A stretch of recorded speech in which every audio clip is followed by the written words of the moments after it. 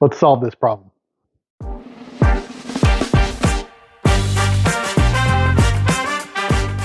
The first step in this process of making this cup holder was to figure out how big it needed to be. I needed to make sure it fit the couch snugly, but wasn't too tight and was going to leave marks on the couch as it sat there. So I got a piece of scrap plywood, cut it down, countersunk it, and screwed it together as a test piece to try and see how this was going to work. Once I had that, I brought it inside. Clearly it was too large, so took it back out, cut it down just a little bit more, put it back together, tried it again on the couch.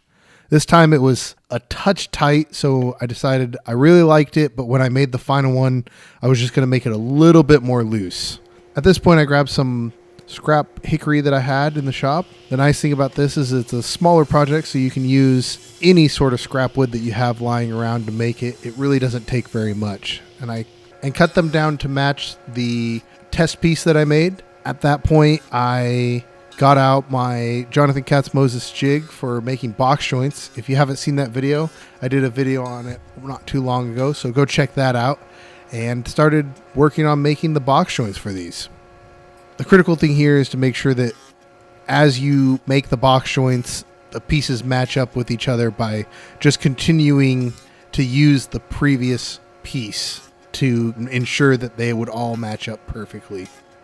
Once all the box joints were cut out, it was time to start gluing. I like to make sure that I get glue in between all of the joints and plenty of it. That way I get a good amount of squeeze out and ensure that these have a nice tight fit while making sure that they are a strong joint. Because this wasn't a full box, it was more of a U shape. Clamping these was a bit more tricky. Had to make sure that they were nice and tight in both directions, trying to pull all those joints together, ensure that I don't end up with any gaps. I think overall it went fairly well. However, if I was going to do this again, I would put the clamps on there, and instead of just pulling them together, I'd put a clamp on all the corners to ensure that they stay together, because I did end up with a few slight gaps.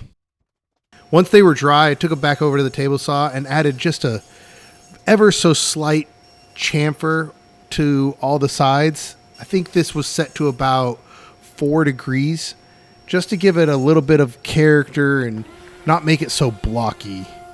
I then took it over to the router table and added a chamfer to all the edges to eliminate any sharp corners. When you're doing this, especially on the end grain, make sure that you got a tight hold on your workpiece and you're taking small bites out of it. At that point, it was on to sanding and then ready for finish. I did my standard 80 grit, 120, and then 180 sanding procedure on all these. For finish, I got out some shellac and just used a foam brush. The trick when doing finish with a foam brush is ensuring that once you have it on there, that you're getting a full stroke all the way across the piece. Unfortunately, I had the camera a little bit tilted down, but you can kind of see I start on one edge and just go in the same direction all the way across. That will ensure that you don't have any lift up or set downs of the brush that can leave marks on your finish. After the first coat was dry, gave it a nice quick sanding with some 320 and applied a second coat. Here on the second coat, you can really see where I start on one edge, lift up all the way across, and come down the other side, all in one stroke. And here's the finished piece. I think it turned out pretty awesome. And I will tell you, we have been using them like crazy. It is so nice to have a coaster on the edge of this couch, and I think it looks really good. I liked it so much, I made a second one for the other side of the couch.